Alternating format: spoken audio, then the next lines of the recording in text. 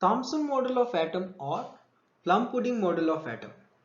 J.J. Thomson was the first person who explained uh, atom, its structure and its nature.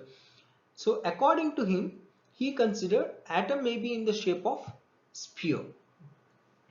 So to explain the stability of an atom, he considered the atom may be in the shape of sphere. And second point that he said, according to that model, the positive charge of an atom is uniformly distributed throughout the volume of the atom.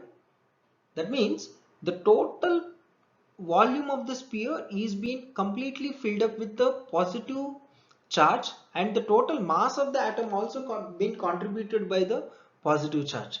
That is what is second point. And third point, it is about electrons. So inside the sphere, the negative charged atoms are embedded like seeds in a watermelon or plum pudding. So by using these 3 points, he successfully explained the stability of an atom, and he also explained about the neutrality of an atom. But the merits and demerits also, let us see about it.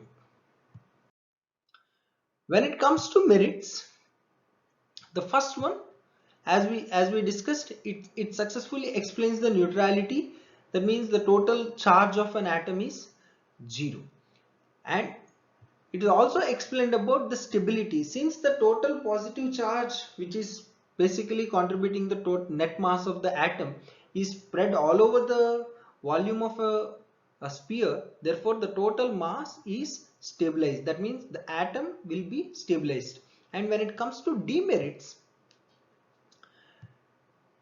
especially, it does not explain the large angle scattering of alpha particles from the gold foil as observed by Rutherford. Of course, it was done after that. After J.J. Thomson model, the large angle alpha particle scattering experiment has been done by Rutherford. In that experiment, the explanation that what J.J. Thomson has given, which is appears to be contradictory to the experiment which is being done by the Rutherford.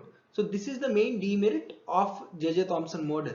So we have seen the what is J.J. Thomson model has been given, what is the merits of it, and what is the demerits.